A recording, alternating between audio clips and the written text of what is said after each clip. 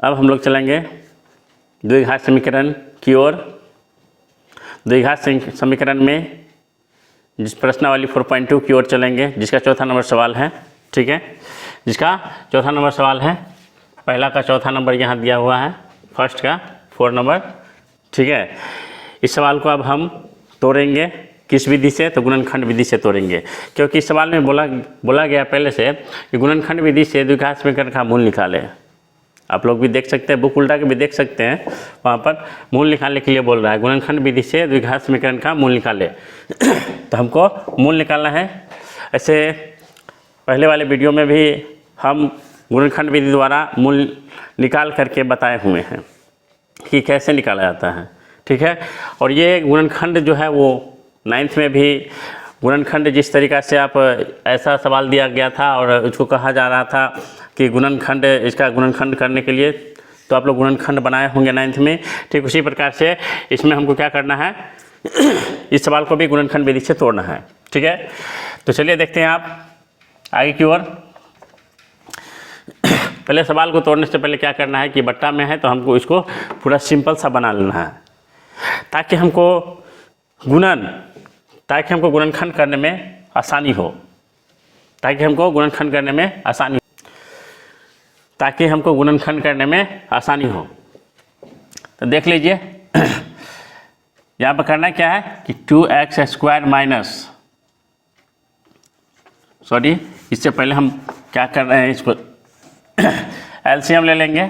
ठीक है, एलसीएम ले लिया, 8 है बट्टा में, मान लेते इसके बट्टा में कुछ नहीं, 1 है इसके बट्टा में कुछ नहीं, तो 1 छिपा हुआ। ठीक है, अब 8 का एलसीएम अगर लेंगे तो 8 हो जाएगा। ठीक है, तो 8 लेंगे तो 1 का पहला 8 में पढ़ेंगे तो 1 8 8 को अगर 2 से गुना करेंगे यहाँ कितना हो जाएगा 16x², माइनस है माइनस, फिर 1 8 8 तो 8 का 8x हो जाएगा, प्लस 8 का 8 1 बचा, 1 को 1 से गुना कितने 1 बराबर 0। अब ये भाग में है, उस साइड ले जाएंगे तो क्या चीज़ में हो जाएगा, गुना में, तो 16x² minus 8x plus 1 equal to 0 गुने 8। 16x² माइनस 8x प्लस 1 बराबर 0। ठीक है, यहाँ तक मैंने क्लियर कर लिया। अब ले आए साधारण रूप में ले आए। ठीक है, ये साधारण बन गया। अब इसको आराम से, अब इसका गुणनखंड तोड़ सकते हैं, इसका गुणनखंड आराम से टूट जाएगा। क्या करना है, अब क्या करना है हमको, ये दोनों साइड वाले को गुना करना है। तो 16x² को अगर 1 से हम गुना कर रहे हैं, 16x² को अगर 1 से गुना कर रहे हैं तो ये 16x² पूरा है ना,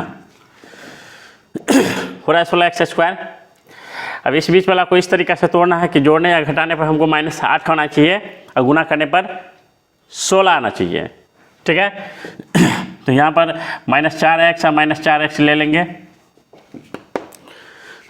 अगर दोनों को जोड़ रहे हैं तो -8x हमको पूर रहा है, और गुना कर रहे दोनों को तो माइनस प्लस में चचो 16x² पूर रहा है, तो प्लस में 16x² था, 16x² आ गया, और दोनों को जोड़ने पर यानी माइनस में दोनों हैं, तो इसलिए दोनों अगर माइनस प्लस में रखता तो घटता, लेकिन दोनों माइनस में है इसलिए माइनस का चिन्ह दे करके दोनों को जोड़ दिया तो 8x हो गया।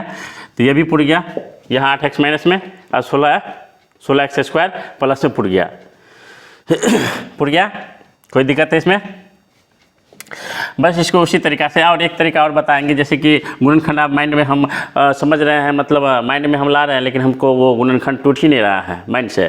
तो हमको क्या करना है, यहाँ 16 है तो 16 को गुणनखंड तोड़ लेना है। 2 से 2 8 16, 2 चौके 8, 2 दूना 4, 2 भाग में बांट दीजिए, 2 दूना 4 गुने 2 दूना 4, 4 चौका 16 हो गया, 4 में 4 जोड़ेंगे तो 8 हो गया, पुर गया हमको। तो उसी तरीक़ा से हम यहाँ पर क्या करना है दिखाना है। ठीक है, अगर मान लेते हैं माइंड से अगर नहीं टूट रहा है तो इस तरीक़ा से आपको क्या करना है, गुणनखंड करके पता लगा लेना है कि कौन कौन अंक को एक साथ में हमको रखना है, ताकि हमको ये -8 पुर जाए और 16 भी पुर जाए। ठीक है, तो अब करना क्या है, इसको हटा लेंगे, मिटा लेंगे जब तक, समझ गए होंगे। तो यहाँ पर ले लेंगे 16x² minus 4x minus 4x और प्लस 1 बराबर 0। ठीक है, अभी दोनों में मैंने कॉमन लेना इससे पहले वाले वीडियो में भी सिखा चुके हैं, और इसमें भी हम बता देते हैं थोड़ा बहुत। यहाँ कॉमन जो लेना है तो 2 अंक एक साथ और 2 अंक एक साथ रखना है। ठीक है, तो यहाँ ले लेना है 16x², यहाँ 4x है तो 4x ले लिए, अब इसको तोड़ना है गुणनखंड, 2 दूना 4, 4 दूना 8, 8 दूना 16 गुने एक्स स्क्वायर है तो एक्स गुने एक्स। फिर यहाँ 2 दूना 4 गुने एक्स, क्या करना है, 2 अंक मिल रहा है, ठीक है, दोनों में 2 और एक, अब इसमें कुछ नहीं मिल रहा है तो इसमें एक ठो एक्स मिल रहा है, ठीक है, एक्स मिल रहा है। तो हमको यहाँ आया क्या, 2 दूना यानी 2 गुने एक्स यानी 2 दूना 4 एक्स आया हमको, ठीक है। ये 4 एक्स हम क्या करेंगे, दोनों में कॉमन ले लेंगे, तो 4 एक्स हमको कॉमन लेना है तो कॉमन ले लेंगे 4 एक्स मैंने कॉमन ले लिया।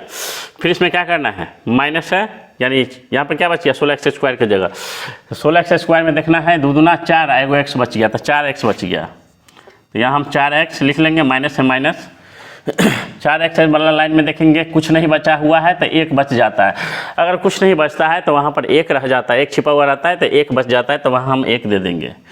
फिर घेर देंगे इसको, यहाँ माइनस है यहाँ माइनस दे देंगे, ठीक है। अब इस दोनों में से हमको कॉमन निकालना है, तो क्या करना है, 4 एक्स को तो 4 गुने 1 गुने एक्स और 1 को तोड़ेंगे तो 1 गुने 1 तो 1 मिला ना, तो 1 निकाल लेंगे क्योंकि 1 छिपा हुआ रहता है। तो 4 एक्स वाला लाइन में क्या बच गया, 4 एक्स है तो 4 एक्स रह गया तो 4 एक्स लिख देंगे, प्लस में है ये, अगर माइनस कॉमन ले लिए है तो प्लस वाला क्या होता है वो माइनस में हो जाता है, तो माइनस लिख देंगे, यहाँ डाल देंगे, फिर यहाँ बराबर 0 है 0 दे देंगे। अब करना क्या है कि ये और ये इस दोनों को देखना है कि दोनों में सेम आ रहा है कि नहीं आ रहा है। यहाँ देख लिए कि दोनों सेम हैं, इस ये डब्बा और ये डब्बा दोनों खाना में सेम है तो समझेंगे कि सवाल सही है, अगर सेम नहीं आएगा तो समझिएगा सवाल गलत हो रहा है, ठीक है, गलत हो गया है। क्या करना है, आप इसको और इसको, ये दोनों डब्बा के लिए एक डब्बा हमको एक साथ में करना है, और फिर ये 4x माइनस 1 को 4x माइनस 1 को एक डब्बा में कर लेना है बराबर 0, ठीक है। तो 4x माइनस 1 बराबर 0 कर लिए, 4x माइनस 1 बराबर 0, 0 दोनों का साथ दे दिए।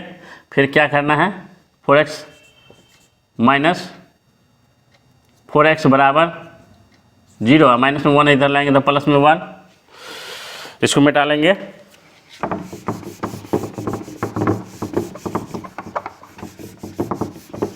ठीक है। फिर देखना है इसका, अब ये भाग यहाँ से हम इधर ले आते हैं तो ये हो जाएगा 4x बराबर हो गया 1, ठीक है। और उसके बाद ये हो जाएगा x बराबर 1/4। अब इसका हिस्सा देखना है कि 4x माइनस 1 बराबर 0, तो 4x बराबर 0 प्लस 1, इसका भी वही हाल है, लिख दिए 0 प्लस 1। तो फिर यहाँ भी उसके लिए इस साइड लिखेंगे कि 4x बराबर 1 तो x बराबर 1/4 आ गया। इसीलिए मूल निकला इसका, क्या मूल निकला, मूल जो निकाले हैं तो x बराबर लिखेंगे 1/4 और 1/4, यही मूल है दोनों, ठीक है, यही मूल निकला है इसका। द्विघात समीकरण का मूल जो हम कहा गया था निकालने के लिए कि द्विघात समीकरण का मूल निकाले, तो यही वो दोनों मूल है जो निकला है अभी, ठीक है, यही इसका आंसर हो गया है, ठीक है। तो उम्मीद करेंगे आप लोग से कि आप लोग इस सवाल को समझ गए होंगे, ठीक है। दिक्कत हो तो पूछताछ कर सकते हैं, वो भी कमेंट के जरिए, ठीक है, कमेंट बॉक्स में कमेंट करके पूछ सकते हैं।